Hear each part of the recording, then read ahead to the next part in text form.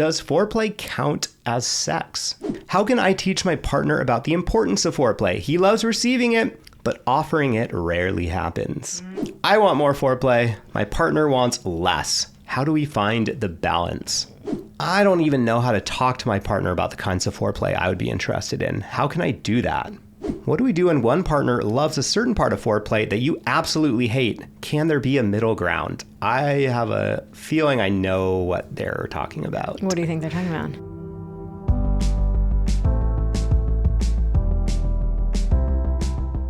Hello and welcome to the Pillow Talks podcast. We're your hosts, Vanessa and Xander Marin. I'm a sex therapist with over 20 years of experience. And I'm just a regular dude. We share the ups and downs in our relationship while giving you step-by-step techniques for improving yours.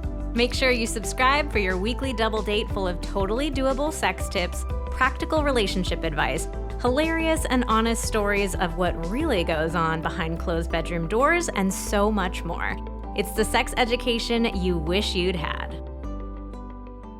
Foreplay frustrations. I think we have all been there. Maybe it feels too short, too routine, like your partner just doesn't quite get what you need. The truth is, most of the time, foreplay struggles aren't really about technique. They're about mismatched expectations, communication gaps, and the way we even think about foreplay in the first place. So in this episode, we are answering your questions about foreplay, from how to ask for more of what you want, to keeping it from feeling like a rushed warm-up, to making foreplay feel like the main event. It is all on the table. So if you've ever found yourself wishing for a little more connection, a little more variety, or just a little more time in the build-up, this episode is for you. So we put a call to all you. What are your foreplay frustrations? What questions can we answer? What situations can we try to help you solve? Because, I mean, let's be real. When you get foreplay right, everything else in your sex life really starts to fall into place, because I think foreplay is really the missing piece for so many people, and especially for women who may not be feeling quite as much enjoyment of intercourse as their male counterparts. Intercourse as their male counterparts are. And I think foreplay is really the great equalizer. It's the great way to get your partner to the point where then, you know, whatever experience comes next is more pleasurable for both partners, or it can be the main event, like you said, and really get you across the finish line. All right, well, let's get right into it then. I was kind of already alluding to this possibility, but people are asking, does foreplay count as sex? This feels like a leading question, but I'm glad we have it because really we do need to talk about something really important. So we actually hate the word foreplay. We do. We're anti-foreplay, but not in the way you think. Yeah, we have these ultimate foreplay guides that are our best sellers in our business. And literally on the second page of the guide, it says, we hate the word foreplay. Yeah, we'd love to name it something else, but we really can't, because then people won't know what it is. Yeah, everybody knows the word foreplay. So we tend to default to using the words that people know and use rather than trying to make something else up that confuses people. But yeah, you don't want to name something where you have to then describe what the thing is. Yeah. Right? Like a name needs to just immediately imply to anyone looking at it, oh, I know exactly what this is. So we're kind of stuck. So, yeah, we don't like the word foreplay because in the word, it's this assumption that, like, the fore part of it, like, these are the things that come before the main event. Like, you do these things first, then you have intercourse, and intercourse, or what did you call it? Wait, did I say intercourse? No, you said something weird. Inder? I've already forgotten it. Okay, but yeah, we treat, especially in male-female relationships, we have this tendency to treat intercourse as the main event, and foreplay as, you know, these things that, let's be real, most of us spend like 30 to 90 seconds on before we scoot on to intercourse. Oh yeah, or it's like the foreplay things are the things that, you know, as you were kind of coming of age sexually, it was the stuff that you did before you got to the main event. You know, it's like, oh, I got to second base. I got to third base. But the truth is, everything counts as sex. Like, whatever you want sex to be, that's what sex is. And there is no hierarchy here. Like, having oral sex isn't any better or worse or more advanced or less advanced than having intercourse. Being fingered isn't, like, you know, it's just like whatever you enjoy, whatever brings you pleasure, that's what matters most. And I think actually it's good that you brought up when we're becoming sexually active, most of us tend to think of these things as they feel like smaller steps. Like, okay, I'll let my partner finger me. That doesn't feel nearly as intense or overwhelming or intimate as intercourse. And I think that is true when you're first becoming experienced, having your first experiences. But by the time you're, an adult and you're on your fifth romantic relationship, it's like, or you're in a long-term relationship, it's like all those things really even out. Well, yeah, you've had plenty of experience with all those things and you're not like, oh my God, intercourse is so much. It's like, oh no, this is something I've done with my partner all the time. Like I'm familiar with this. It doesn't feel intimidating to me. I'm familiar with this intercourse. So yeah, like oral sex counts as sex, manual stimulation counts as sex. And the other interesting thing to recognize about foreplay is that for women are far more likely to orgasm from foreplay than they are from intercourse. We've polled our audience before and we asked women, is intercourse the thing that brings you the most pleasure? Are you most likely to orgasm with intercourse? 91% of women said no. 91%. So you are way more likely to make her orgasm with your hands, your mouth, a toy than you are through intercourse. So that's another reason why we need to elevate the foreplay experience and give it the respect that it deserves, because that's really where she's going to feel the most pleasure. And to be super clear, I feel like I have to jump in and say this for all the guys that are listening to that and their ears are perking up and they're like, oh my God, so wait, are you saying that like we shouldn't be having intercourse? We are not anti-intercourse. We are not saying anything like you're doing it wrong by wanting to have intercourse. All we are saying is that intercourse for most women is not as pleasurable as it is for most men. Most men tend to prefer, when we do that same poll, a majority of men say that intercourse is their most pleasurable event or activity, followed by blowjobs. Handjobs are last, even though I would argue handjobs can be pretty great with the right technique. But so yeah, we're not saying don't do it. We're not saying, oh yeah, let's just take intercourse off the table. Foreplay is the way to go for everyone. But I think that, if we define sex as the thing that brings us both a lot of pleasure and makes us feel satisfied with the experience, for most of us, that's going to be what brings us an orgasm. And so why not focus on, or not even focus on, why not include the activities that are most pleasurable for each partner?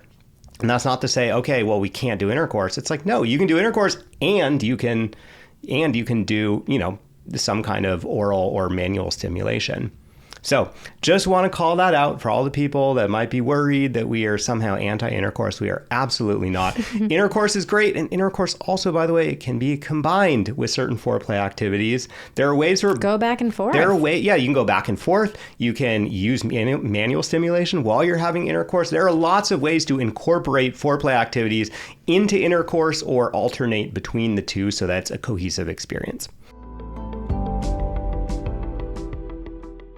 Today, we are really excited to tell you about Live It Up Super Greens, an all-natural blend of 20 superfoods formulated with organic vegetables, probiotics, digestive enzymes, and naturally derived ingredients made to promote gut health, support your immune system, and provide you with natural energy that you can actually feel, all without fillers or artificial ingredients. It's really designed to help fill in nutritional gaps, which, let's be real, pretty much all of us have. It's designed by nutritionists, third-party tested for purity, and made to be easy on your stomach, and it actually tastes good. We have been enjoying it every single day, and it actually tastes good. Live It Up has become a really quick and easy way for us to stay on top of our health. It's a small habit, but it does have a great ripple effect. 96% of people who take Super Greens daily said it helped them increase their daily intake of vegetables and feel healthier. And we have a great offer for you. Live It Up is offering you 15% off your first order, including subscriptions, with code PILLOW. Plus, shipping is always free. Head to letsliveitup.com/pillow and use code PILLOW for 15% off your first Super Greens order. These statements have not been evaluated by the FDA. This product is not intended to diagnose, treat, cure, or prevent any disease. Audible's romance collection has something to satisfy every side of you. When it comes to what romance you're into, you can't be pinned down. I mean, unless you want to be. Here's your invitation to have it all. Fancy a dalliance with a duke or perhaps a sexy billionaire? Find a book boyfriend in the city and another on the hockey field. Or if nothing on this earth satisfies, you can always find love in another realm. Hear modern rom-coms from authors like Lily Chu and Allie Hazelwood, the latest romantasy series from Sarah J. Maas, my personal favorite, and Rebecca Yarros, and Regency favorites like Bridgerton and Outlander, plus all the really steamy stuff. You're obviously listening to this podcast, so we know that you love a little oral entertainment. I cannot help myself from making that joke. But seriously, we both use Audible. It just makes it so easy, so convenient. You just get to listen to an audiobook whenever you're on the go, folding laundry, and why not spice it up with a little bit of extra romance? Plus, your first great love story is free when you sign up for a free 30-day trial at audible.com/pillow. All right, let's move on. How can I teach my partner about the importance of foreplay? He loves receiving it, but offering it rarely happens. Mm-hmm. This is a common one. Okay, so to answer the first part of the question, rewind this episode about 5 minutes and play it out loud while your partner's nearby, or send it to them, or ask them to listen to it with you.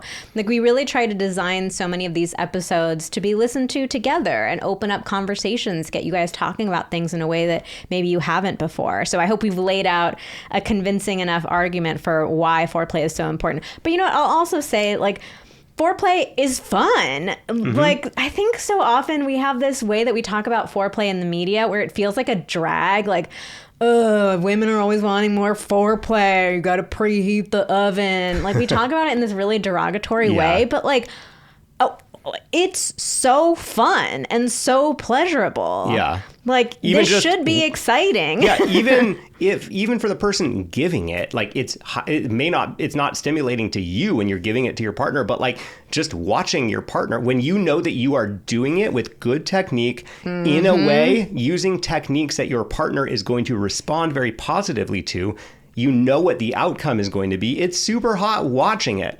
Yeah, extremely. But I think that that's the big disconnect here. And I think that actually kind of can explain why this type of situation can come up. So I think the challenge is that most men do not feel confident or do not know offhand. Like, if I were to sit down with a guy and be like, hey, do you know like which 2 or 3 foreplay techniques, like with your hands or your mouth, are the absolutely most pleasurable for your partner? Or which are the 3 things that are going to like bring her to orgasm?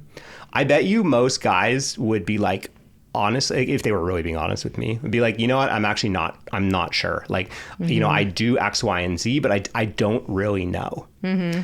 And I think that that's the main problem. And it's like, if I look back in my earlier sexual experiences, it all gets back to not communicating between, you know, me not communicating with my partners not communicating with me about what techniques are actually the most effective or the most pleasurable. I was never open with anyone, and no one was ever open with me about, like, you know, what is actually going to bring them to orgasm. Mm-hmm. It wasn't like, it was never discussed. And so I think that a lot of men, I think this is the experience I had, and I think a lot of men have this, is like, you are starting to become sexually active. You're, you know, doing your fingering your partner, you're starting to give them oral sex, and you have this experience of, okay, I've been like doing something for a while. I can't tell if it's working. I can't tell if they're having an orgasm, especially when you're really young. You're like, did they have an orgasm? I don't know. Okay, I feel like I've done this for 5 minutes. That's got to be enough, right? My turn. So I think that we have this experience over and over and over when we are, you know, having, you know, early partners where we don't talk about it. We don't really know if what we're doing is working. And we have this experience of sitting there being like, I'm doing something. I don't really know if it's working. I don't feel like I'm really good at this. Mm-hmm. But then the thing that we move on to afterwards, that's the thing where I'm getting the validation, right? Yeah. Whether it's true validation or fake validation, mm-hmm. you pretty much quickly learn, intercourse is like, that's where the magic happens. Mm-hmm. And that's where I really can contribute And you're also getting validated by your own pleasure because you're like, oh, this feels good. Yeah. So I think that that's really the big problem, is that most of us have had these experiences, a lot of experiences of being like, I've been sitting here for a while, my hand's getting tired, my mouth is getting tired, and I don't know if it's working for my partner. And that's on all of us. It's not just on guys. Like, it's also on women for like not being open to being like, hey, actually, I really like this technique. And, so we both have equal responsibility for this. We got to be able to talk about this stuff. So it's like, we got to figure out how to accept, okay, I've had all these experiences. I understand you've had these experiences, and here we are now in our relationship. We know each other. We love each other. Like, let's just start talking about what is it that I really need. I would say if you can't name with complete confidence the top 3 techniques that your partner really likes with foreplay, you should definitely buy our foreplay guides. Yeah. Okay, but I want to address the second part of this. It says that he loves receiving it, but offering it rarely happens. So on the surface, obviously that sounds like somebody who's being a little bit of a jerk, or at least selfish. Like, oh, you're going to take it, but like never give it to me. But I want to give this guy the benefit of the doubt because of a dynamic that I've heard about so often. As women, we really struggle to receive foreplay and receive attention, time, energy during sex. And so a lot of us, and I was very guilty of doing this myself in my sex life for so long, like we'll tell our partner like, oh, don't worry about me. We'll let him touch us for like 30 seconds. And it's like, okay, we can move on. You're like trying to move it along. I've had that experience so many times too. And I think so many men have had the experience of having a woman, push their hand away or push their head away or say like, okay, like you can stop now. That I think a lot of men get it into their heads that like the nicer or better thing to do is to not like bother her with trying to focus on her. Yeah, and then add in the dynamic I just talked about. So most guys have had a lot of those experiences, what you just described, kind of getting pushed away or told, no, like let's move on. And they've also had the experience of in the times when they've really wanted to give it or been excited about giving it, where they're like, oh, I don't know what's happening. I don't feel comfortable asking if this is okay or if there's a way it's better to do it. My partner's clearly not comfortable. This is just a weird situation. So of course you come away from like a lifetime of that. Yeah. Being like, okay, cool. Well, it seems like it's better for me not to offer. And I think a lot of guys have I think, at least inside, they're thinking, well, if my partner really wanted it, they'd ask me. Yeah. Right? And who knows in this case, if you have asked your partner a lot, if you've asked your partner a lot very clearly, because I think also there is a dynamic between women and men often where women are asking in these very roundabout ways or implying and thinking they're being crystal clear, and men is completely over the guy's head. And he'd be like, she's never asked me this. And, and if I were to talk to her, she'd be like, oh, I'm making all these implications every single time. I'm like, but did you actually say, could you give me more oral? It never happened. So anyway, I think that it's got to be made really clear. And if it has been made a very clear request multiple times and he still is avoiding it, that's a serious problem. Yeah. Okay, but let me give you a couple little tricks in the moment to use if you're feeling a bit nervous about like opening up a big conversation or, whatever. You can say, so let's say the two of you are starting to make out or whatever. You can say like, hey, I want to go first tonight. So make it feel like fun, playful, and sexy. You don't have to go first with the orgasm. Yeah, not even an orgasm, but just like a little attention. Yeah. Or let's say you've just gone down on him for a while. You come back up and say, okay, my turn. Yeah, that's good. So just like, you don't need to come in hot and heavy. Of course, if he's like been a jerk about it, this is a separate situation. But if it's just one of those like, I don't really know why this isn't happening, you don't have to come in hot and heavy and be like, you never, go down on me. What's going on with you? Like, make it a little fun and playful. Like, okay, my turn. I want to call out one more fear that I think a lot of men have, and I definitely have fallen prey to this in the past. And I feel like in our relation, and even in the beginning of our relationship, this was something that came up for me. I feel like at this point in our relationship, this is a solved problem. I have no hangups about it. But I think most guys in long-term relationships are not at that point. And so what that is that I think that there's a hesitance to go to like to do non-intercourse types of foreplay, things that are not mutually pleasurable, I think that men are hesitant to do that outside of the very beginning of sex because they're worried about losing an erection. Because the reality is that giving foreplay, whether it's, fingering or oral, is super hot. And I will often get hard as I'm doing that to you because it's exciting. Oh, this is happening. But once I spend more than like a minute or two on that, then I lose the erection because I'm like, because I mean, think about it. Like you can get stimulated from like not touching yourself and just thinking about something, but like you can't maintain that forever. You have to most men need to have actual stimulation on the penis in order to maintain that erection. And so it's so easy to get in your head and be like, oh, well, I can't like go down on her in the middle of sex because like I'm going to lose this erection. Or like, oh, she just went down on me for a while. I can't go down on her now because like she got me hard and now I can't lose it. Now, the thing that most people are missing is it's that it gets back to this idea of feeling like foreplay is too much. I fell prey to this where I'd be like, oh, well, she just went down on me. Now she wants me to go down on her, but then I'm going to need her to go down on me again in order to get hard again. And I felt like I couldn't ask for that because it's like you're thinking, oh, foreplay is too much. It's got to be this back and forth. And, I think that we talked about that many years into our relationship. And we actually had to talk about it a lot. I needed to hear this from you a lot of like, hey, if you want me to touch you, if you want me to go down on you, like I love doing that for you. Yeah. And like, just ask.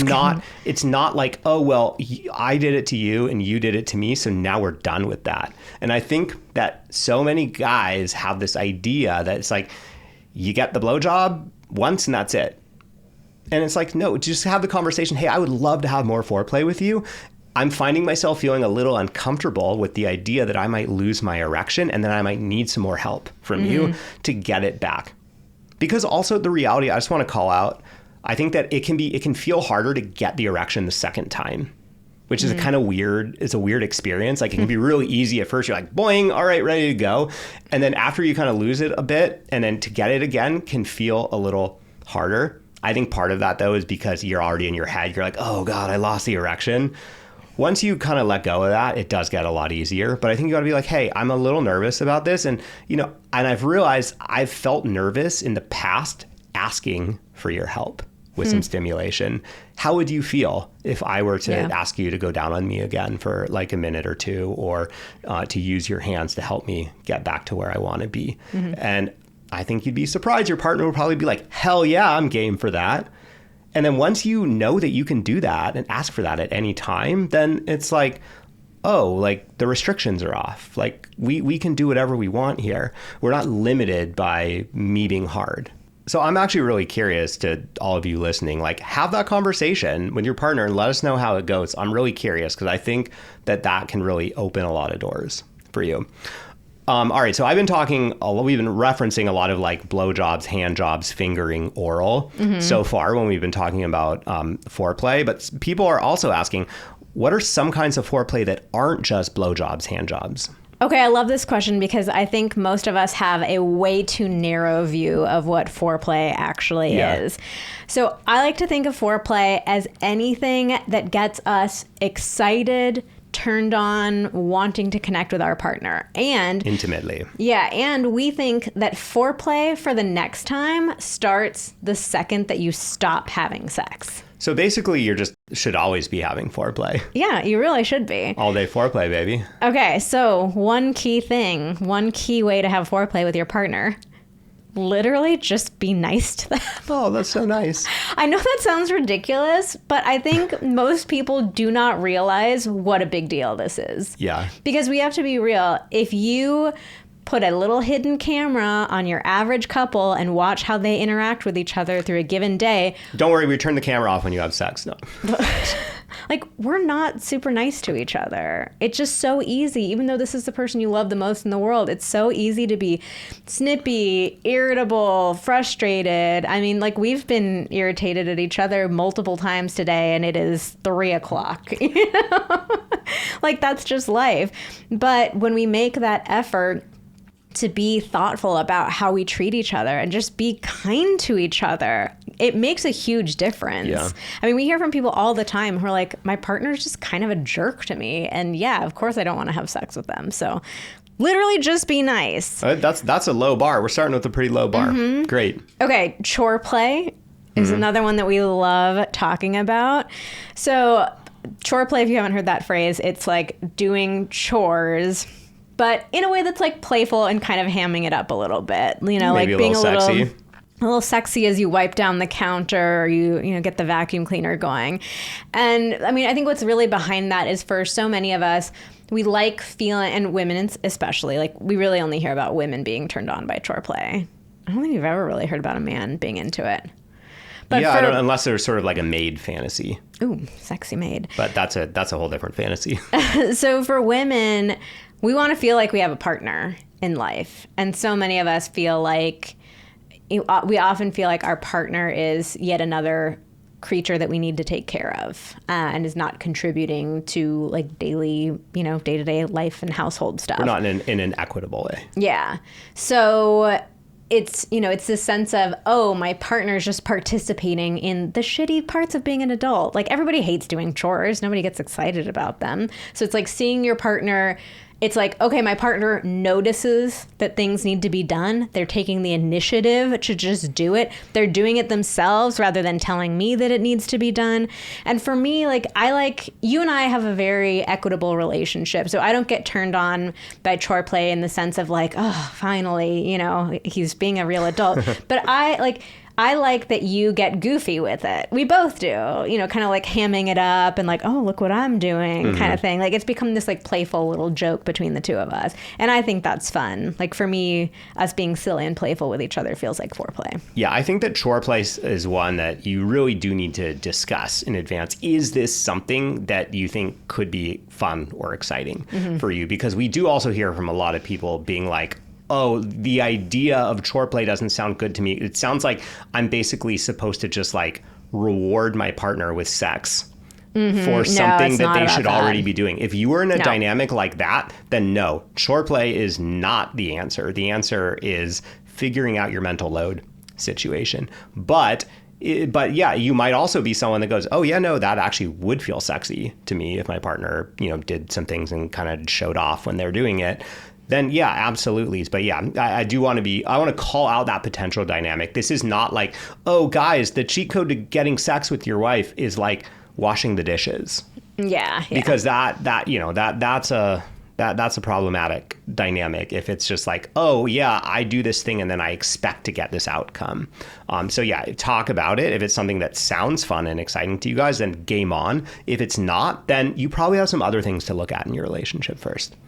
Okay, other kinds of foreplay: massage, sensual touch, sensory play, dirty talk, a little dirty or flirty talk, reading, listening to or watching erotica, and using toys. Like those all count as foreplay. There are other options too, but yeah, that's a nice little list for you. And we have detailed instructions for so many of these within Deeper, our couples membership. That we do. You should get in there. We'll tell you. That's what she said. Whoa. We'll tell you a little bit more about that later, or you can go straight to vmtherapy.com/deeper to check that out. All right, time to tell you about one of our favorite podcast sponsors, Cozy Earth. They recently came out with this incredible bubble cuddle blanket. Ooh. They sent us some to try out. I decided to give one to my parents, and I cannot tell you how cute it was to see how excited they got. This blanket is so soft. It's faux fur, like incredibly soft, very cuddly and cozy. They you were just want to pet yourself with it. basically. Yeah. They're kind of fighting over who gets it right right now, but we just love everything Cozy Earth makes. Their bamboo sheets, their towels, their clothing, like everything has been an absolute home run, and we know you are going to love it. Cozy Earth also has a 100-night sleep trial and 10-year warranty. Head to cozyearth.com and use our code PillowTalks for 40% off. And if you get a post-purchase survey, make sure to let them know you heard about Cozy Earth right here on Pillow Talks. Because your bed should be more than a place to sleep, it should be your happy place. Cozy Earth makes that possible.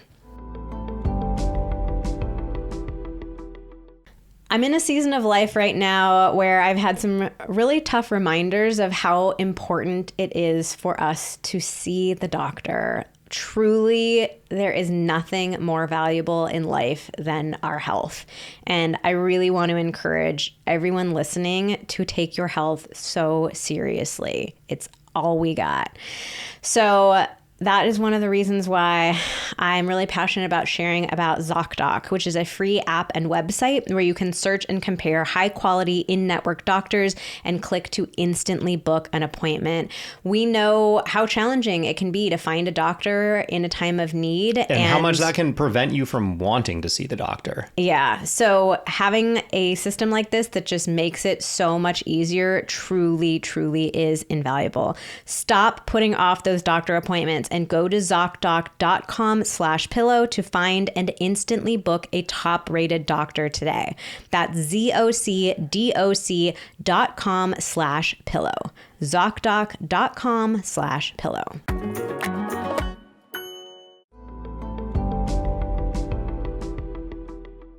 Okay, I want more foreplay. My partner wants less. How do we find the balance? So I think that foreplay should be determined by the receiver. Mm-hmm. I think, yeah, if you're like, I want my partner to finger me for like 10 minutes, you should get to decide that. Versus your partner saying like, oh, well, I only took 5 minutes, so I'm only going to give you 5 minutes. So I think it should be determined by the receiver. Yeah, I'm kind of curious of how to have more context on this question. Like, yeah, when you say my partner wants less, are you saying my partner wants to give me less foreplay, or my partner like, or is it that you're suggesting, oh, wouldn't it be hot if we spent like 15, you spent a while on me and then I spent a while on you, and he's like, I don't really want you to spend that much time on me. Like, I'd rather do something else. I'm curious if it's that. I would suspect it's probably, unfortunately, the former case where it's like, he's like, oh, I don't want to go down on you for 10 minutes. I just don't think you get to choose that. Like, again, okay, so first of all, it goes back to understanding the importance of foreplay, that this is not just like a nice to have thing, especially for women. This is essential for us. This is sex for us. So yeah, you get to decide for yourself if you're like, I don't really need foreplay. Intercourse is my favorite thing. Or like, I like it when my partner gives me like a little, 30 seconds of rub-a-dub. I don't know why that came up. Wow, this is very unlike you to say something really so crude like that. That's like you icked yourself on that one. I did. I got the ick before it even came out of my mouth, but I couldn't stop myself from saying it. A little genie in the bottle? Yeah, it just came out. Okay, so if you're like, I want my partner, just like a little 30-second, what's the other phrase? The like little tug, pull, tug. What? There's like some sort of little tug and pull action. Sure. Are we talking about him like a man fingering a woman? No. I'm saying like he could say, yeah, like just, put your hand on me for like 30 seconds. That's all I need. You can say that. You get to determine how much foreplay you want on your own body. But if your partner is saying, hey, I need a little more time for foreplay. I want a little more time on foreplay. I love when you spend more time going down on me. Like, yes, we all get to have our own boundaries. Obviously, I'm not telling people to do something that doesn't feel safe to them. But again, I feel like the rule should be the person receiving it gets to dictate how much time they want spent on that. Yeah, I think ultimately, this is where we start to get into challenging territory, but like, I think that ultimately your sex life is a very, very, very important part of your relationship. If you are not happy with your sex life, your relationship is generally, for most people, not going to work long term. One person eventually is going to get fed up with that. And so I think unfortunately most of us are not willing to ask ourselves the tough questions about, am I satisfied with this sex life? Am I okay with this sex life that I have? Can I accept the situation with our sex life? And they're not really willing to look at that in the immediate term, and they'll punt and punt and punt until eventually it reaches the boiling point, and then like everything blows up. But I think you have to ask yourself, okay, my partner is wanting more oral sex. They're wanting more fingering. I don't feel comfortable giving for that long. I don't enjoy doing that. You have to ask yourself, okay, so this is the sex life that we need to have in order for my partner to actually enjoy it. In a similar way to me, I have to be able to be like, yeah, you know what? I'm willing to do that. Hopefully you're more than just willing. Like, I'm excited to do this for my partner. But like, if you're truly not excited, you truly really don't want that, and you just want it to be on your terms and the way that you want it. I mean, ultimately, I do think you have to be like, I don't think that I can live with this type of arrangement. Like this relationship isn't for me. Like, do yourself and do your partner a favor earlier rather than later. And be like, yeah, no, I'd rather be with a partner that doesn't really care about themselves and just cares more about me. Oof. Which, I mean, I think that if you actually put it in those terms, you'd probably realize, oh, yeah, maybe I need to look at this differently. But I would say to the guys out there who are concerned that what their partner is really asking for is like 20 minutes of oral sex. Yeah, if you were to just do 20 minutes of oral sex with the technique that you currently know today, in the position that you currently do it in today, that might not be tenable. And it's like, you gotta be open to like, all right, maybe we together need to work on some new stuff. Maybe I need to go out and buy these guys Foreplay guides and figure out what are some better positions that are going to be more comfortable for me. What are some different techniques that are going to be the most pleasurable for my partner? Because the reality is, I promise you, your partner doesn't just want 20 minutes of oral sex. They want the amount of oral sex that they think is going to get them close to orgasm or to orgasm. Yeah. And I promise you, with the right technique and the right stuff in place, you can get that time down and down and down. So rather than focusing on, oh my God, they want me to spend so much time on them, reframe that to, oh my God, they want to feel a lot of pleasure. They want to feel the same amount of pleasure that I can. How can we really boost the pleasure? How can we get better and better and better at this activity so that it is better for all of us? And how do we make that happen even quicker? Because that's really going to be the shortcut to actually you having more of the type of sex that you are wanting now, is like getting to a point where you can get them way higher up on the pleasure scale quicker, and then be able to like, get your own genitals involved too. So yeah, I would set aside the idea of balance in the first place. Like, maybe you could focus on balance long term, but yeah, balance implies that it's like, it's 5 minutes, 5 minutes. Think about balance of pleasure. Let's get the balance of pleasure right. And I promise you, the balance in terms of time, that will change once you figure out the pleasure. Like, just focus on the pleasure, and also the way you feel about the balance of time, I promise, is going to change once you get that pleasure balanced. All right. I don't even know how to talk to my partner about the kinds of foreplay I would be interested in. How can I do that? Start with this episode. Easy. Go through this list that we went over together, and you can pause the episode after each one and talk about would you like that? What kind of, like massage, for example, what kind of massage do you like? What part of your body do you like to be massaged? How much pressure do you like? All of that. But yeah, use that list as a little conversation opener. And I mean, we mentioned it a couple of times, but for the more explicitly sexual parts of foreplay, literally just grab our Foreplay guides, tell your partner, hey, I bought something really fun for us to just go through and experiment with. We literally lay out tons of techniques step by step for fingering, for oral sex, for handjobs, for blowjobs. You could have like multiple, like 4, 8, 12 different date nights where you just do a couple activities each from that. And like, you might be shocked at how many things you discover about like new ways that bring you more pleasure, or things that are more comfortable, or just giving you new ideas and feeling closer and more excited. Like we have so many people that come to us with that story. Be like, okay, I've been putting it off. I bought your guide finally. And we just I just showed my partner and we just started to go through it, and holy shit. So I think honestly, that is the easiest way, is let us bring you the ideas. All you have to do is try them. If you don't like them, blame us. Yeah, I mean, whether it's the Foreplay guides or the podcast episode, like I do think it's just nicer when you have something to kind of blame it on, in a sense, where you're not, catching your partner out of nowhere like, hello, it's time to talk about foreplay. Like, obviously that can feel a little bit awkward, but when you have something like, hey, I was listening to this episode and it brought up all sorts of interesting questions for me. I'd love to listen to it with you, or I'd love to ask you some stuff from it.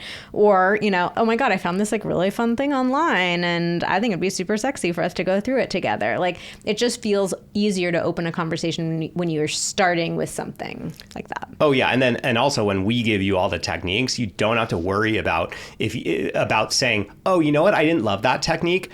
That, instead of being possibly interpreted by your partner as, I don't like your technique, all you're saying is, oh, I actually didn't like that technique that Xander and Vanessa suggested. Yeah. They said that not everyone would like all of these. The point of trying all of them is so that you find the ones that you really do like. Yeah. They're telling me, try these 20 things. I'm going to love 8 to 10 of them. So there's going to be 10 to 12 that are meh to so-so to maybe even not good for me. That's normal and expected. What an endorsement. No. It's more, you're going to like more than that probably, but I'm just throwing random numbers out of my ass. Okay. How do I keep from falling into a foreplay routine? How do we keep it feeling different and exciting over time? So I think expanding your repertoire of what counts as foreplay can really help. One fun thing that you could do here is write down all these different types of foreplay. Get really specific with it. Write them all down on little slips of paper and put them in a jar and pull one at random and do that night. That could be a fun way to play around with it. Or try to make little adjustments to the things that you already know you like and do. So for example, maybe have foreplay in a different location. Maybe you start the foreplay in the kitchen or in the living room, and then you move on to the bedroom or whatever it is. Or try a different position giving a blowjob than you usually try. So just little tweaks can actually make a surprisingly big difference. We're all about the little tweaks. I think so often, maybe we were talking about this in last week's episode too, most of us hear the advice to try new things, keep it spicy, and we go to really big, grandiose ideas in our head of oh my God, we have to be having threesomes or tying each other up and hanging from the rafters. It's new is something has to be new to both of us, something we've never even tried or thought about. Extreme. And it doesn't. You would be shocked that how big of a difference just changing the position can be. So get creative, play around with it, but think about it as small tweaks rather than huge changes. Yeah. I think the interesting thing about falling into a routine with foreplay, I never really thought about it like this until I heard this question asked, because we've been talking in this episode a lot about balancing pleasure with foreplay. I think that if you are in a situation where the pleasure balance or the pleasure is imbalanced, or you're not getting a lot of pleasure out of intercourse, you're looking for more foreplay to get things in better balance.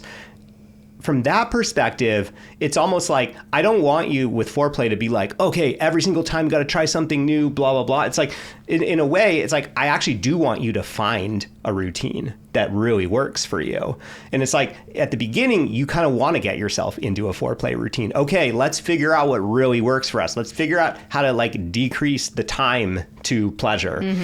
Let's figure out how to, get the balance as possible in terms of pleasure, and, not time has to be balanced, but let's try to, if one of us takes a lot longer, let's try to figure out how to get that person to take not quite as long, right? And so with that, you do need routine. You need to get honed in on what are the specific techniques. Let's really get into that routine so that it just feels like, I can do this whenever. I feel confident. That's how you build the confidence. Yeah. But then as soon as you get there, then it's all right, now let's kind of take the lid off and start trying some other things. Because you might be surprised when you start trying other things. Oh, all of a sudden these other things that maybe didn't work so well in the past might be more exciting now that you have that confidence, you have that baseline of, oh, okay, I know how to get there. So yeah, I think I want to be careful when we're talking about routine that people aren't thinking, oh, we're telling people they got to be trying something new every single time. Like, I want you to figure out your routine. Then I want you to start expanding the routine. Yeah. If you're loving the podcast and wondering, okay, but how do I actually put this into practice in my relationship? Well, then you're definitely going to want to check out our membership, Deeper. It is hands down the best and the most affordable way to take your relationship from good to great. Inside, we guide you through our 5 keys to everyday intimacy: communication, connection, desire, pleasure, and exploration. And we give you the expert tools you need to strengthen each one. And on top of that, you'll also get access to our core library of courses and guides like the Ultimate Foreplay Guides, the Ultimate Sex Guide, Art of Initiation, and so much more. Plus, we drop 2 brand new date ideas every month. You get daily Would You Rather prompts, monthly live calls with us, and fun intimacy challenges to keep your momentum going. And oh yeah, Vanessa AI is there too, your personal on-demand sex and relationship coach that is trained on everything, literally everything that we've ever created. So ask her anything and get instant expert-backed answers. So if you're ready to communicate better, feel more connected, and turn up the heat on your sex life, head on over to vmtherapy.com/deeper and use code PILLOW for 25% off your first month, just for Pillow Talks listeners. All right, next up, what do we do when one partner loves a certain part of foreplay that you absolutely hate? Can there be a middle ground? I have a feeling I know what they're talking about. What do you think they're talking about? Blowjobs. Probably. Okay, this is a really tricky question, so I want to try to address it with nuance. I want to start by saying we all get to have our own boundaries in the bedroom. Mm-hmm. We all are different people. We all have different experiences. And for certain people, like, certain acts just don't feel safe or comfortable. A lot of times this can have to do with, like, negative experiences in the past, even, experiences with abuse or boundary violations in the past. So I want to make sure I'm super clear about that. Like, we all get to have our own boundaries. If there's something that really doesn't feel good to you, really doesn't feel safe to you, don't force yourself to do it. I definitely would encourage you to get some therapy around it and to explore it, especially if it was something where, maybe it was the result of sexual abuse or something like that. Like, you deserve to have the full menu of options open to you and not feel closed down because of past negative experiences. And I'll give a quick shout out that we have a totally free guide that we offer, a course that we offer to survivors of sexual abuse, to female survivors. It was made for female survivors. People of any gender can find the tips useful, but I just need to make sure that I'm clear in saying that the original intention was that it speaks to women. But if you go to vmtherapy.com/free, you will find it there. So that talks about how to reclaim your sex life and how to feel safe and comfortable with acts that feel like they've been taken from you. Okay, so there's that aspect of it. Then we have the trickier scenario where it's like, I just don't like giving them. Sort of preference based. Yeah, it's not that it doesn't feel safe or uncomfortable, but like, I just don't like it. One thing that we have found to be very true is that people often say that they don't like performing a certain act because they don't feel confident in their technique. And blowjobs are a key example of where that comes up in. And it makes a lot of sense. Like, who would want to do something that you don't feel like you're very good at, right? So learning technique, learning proper technique, and especially with blowjobs, oh my God, the way that most people are doing most women, I'll say, the way that most women are doing blowjobs, is not it. And I totally understand why so many women hate giving them. So some of this might be opening yourself up to learning some technique. I'm also curious, though, what your perspective on this is, though. I think that societally, we do have a bit of a language that we use that can make blowjobs feel kind of derogatory towards women. Yeah, I think a lot of women think of them as a demeaning experience. Oh, yeah, I said derogatory. I meant demeaning. Yeah. Okay. So, yeah, I do think that is true, unfortunately, because I think that there's so much power behind giving a blowjob. When you feel confident in your technique, when you feel good about what you're doing, there is so much power to be felt. Like, there is truly nothing like pleasuring a man and knowing you have all the power in the world over him in that moment. Like, it's really enjoyable, really exciting, and I think it's very empowering. So I'm bummed that so many people have this view of blowjobs as being demeaning. It's, again, because you're doing it all wrong. When we do it the right way, it's actually an incredibly empowering experience. Yeah, I really do think it gets back to that technique piece so much, because I think that, yes, the way that we mostly see blowjobs performed in porn, the technique used, like, that often, the technique itself feels pretty demeaning, and then also the way it is portrayed is often pretty demeaning. And so I can totally see when your idea of what a blowjob is a very specific technique. I'm talking about deep throating. And then the way it's portrayed is really demeaning. And then there's also like people, you know, talking about, especially like in your teenage years, I think there's a lot of talk about like trying to get blowjobs and stuff. Like, oh, we got to get blowjobs from these women that don't want to give them. Like, of course, it ends up feeling like this demeaning thing. Plus, on top of that, then there's this whole dynamic of, oh, well, then men don't want to go down on you. So it's like they want something from you that they're not willing to give to you. Of course, it ends up feeling demeaning that way. But yeah, if you follow some of the techniques that we have in our foreplay guides, you will see it's not all about deep throating. In fact, you probably never need to deep throat a penis. Never, ever, ever. To give the same experience, you don't need to make yourself gag. So many people ask about that. Yeah. Like, yeah, if you are having a gag reflex come up giving a blowjob, like, you are doing it wrong. There are ways to do it and deliver a great experience that feels like you're putting the whole thing in your mouth with you barely putting much of it into your mouth. You know, the way that you're speaking about it really sounds like you're the one giving the blowjob. I'm not. I mean, You've never given a blowjob in your life, but you're like, the technique, when you get it right, you're never going to be gagging, girl. I mean, there you are know guides. What you're talking about. You have no clue. I do know what I'm talking about. There are fucking foreplay guides, girl. It's our best-selling product. Of course I know our product. You have no personal experience with it. I don't. But you're right. That is what I would say. Instead of you're gagging, should we make me do it on a banana sometime or something like that? I mean, honestly, you probably should, just so you know what it's like. God, yeah, I'd be like, oh my God, my coordination. We should have you like review the blowjob section of the foreplay guides. Oh my God, that would be like do it. That would be incredible social media content. Though Instagram is There's being so no annoying to way us. There's no way. It's like we need up. to. Yeah, I don't know. We got to like do that in our deeper membership or something.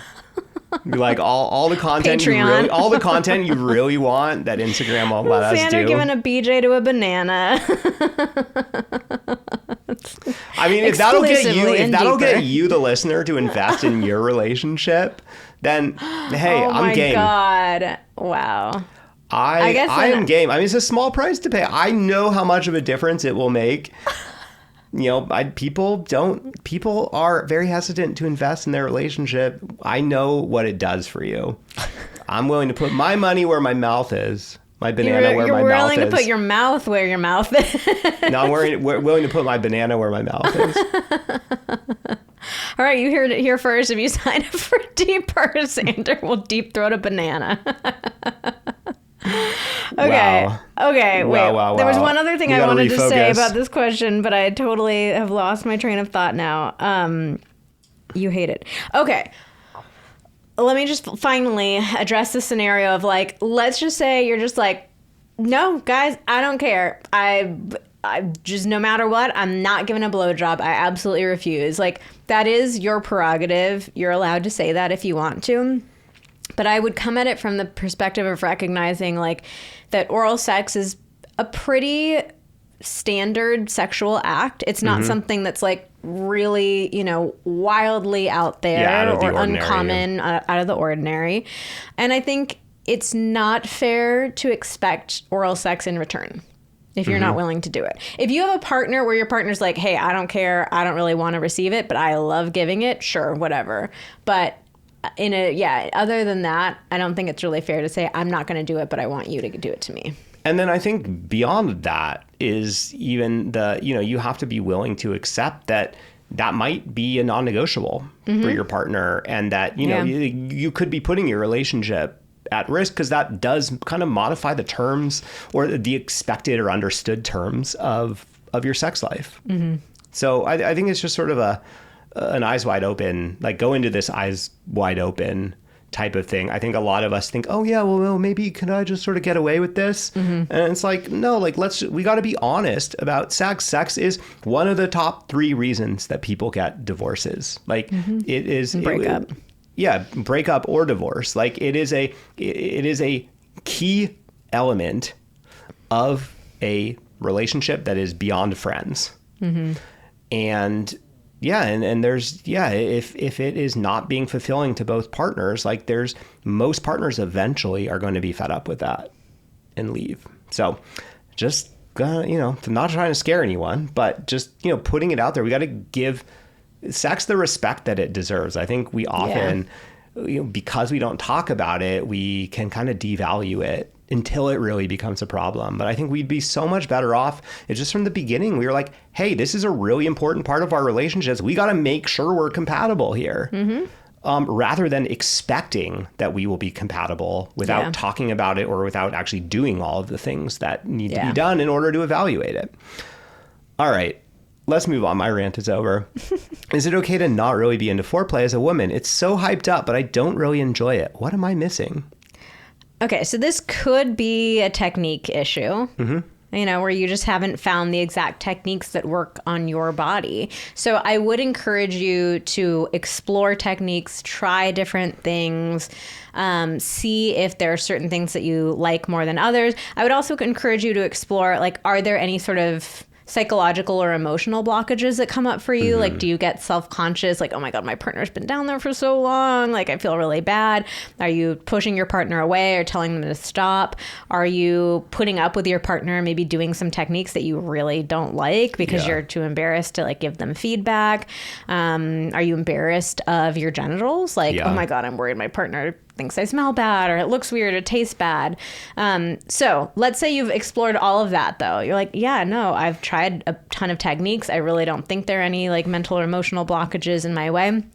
Like, it's totally fine if there are certain sexual acts that you just don't enjoy. So I talk often about the fact that I don't love receiving oral sex. Like, believe me, we've tried all the techniques in the Foreplay guides. I know them all.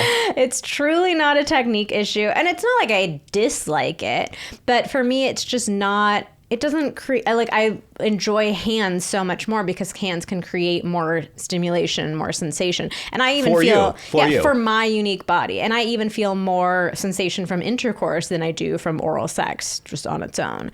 So that's normal. That's okay. Like, just because, and especially with oral sex, I think a lot of times you hear women talk about oral sex as like the be all end all, like, oh my God, it's the best. Well, because it is for many women. Yeah, it is for many but that women. Doesn't mean that something is wrong with you if you're not one of them. Exactly. Just like, a small percentage of women can orgasm from intercourse alone and maybe even think that that is the best activity for them. That 9%. They happen to be a very loud minority. But yeah, just because that's not you doesn't mean that something is wrong with you. Yeah. So it's okay if there are, certain sexual acts that you don't like. The fact that this person says, I'm not into foreplay as a whole. I'm curious about that. I'm like, what do you think of as foreplay? I mean, I read this initially. If I was talking to this person right here, I would be like, let's clarify, because my suspicion is what you mean is I'm not into oral. But yeah, I would be curious if you're like, I'm not into oral, I'm not into fingers, like none of it brings me pleasure. I would want to dig into that a little and be like, so, well, what does bring you pleasure? Does anything bring you pleasure? Is intercourse actually like better than all those things? I find that hard to believe. I don't know. I would want to know more, because it sounds to me, if you're telling me every single thing is not that enjoyable, then I'd be like, sounds like there might be some other kind of blockages going on. Yeah. All right. Well, I hope we have convinced you that foreplay is so much more than just 30 to 60 seconds of rub-a-dub, tug-a-lug right before intercourse. Hopefully no lugging. It is an experience in and of itself. Foreplay can deepen intimacy, build anticipation, make everything feel so much more connected and satisfying, and just be pleasurable in and of itself. And remember, it doesn't even have to start in the bedroom. Foreplay for the next time starts the second that you're done. And those flirty texts, those playful touches, simply being emotionally present and nice to each other. Yeah, just be nice. Those things all count too. All right, thanks so much for listening. We drop new episodes every Thursday, so be sure to subscribe and tune in next week.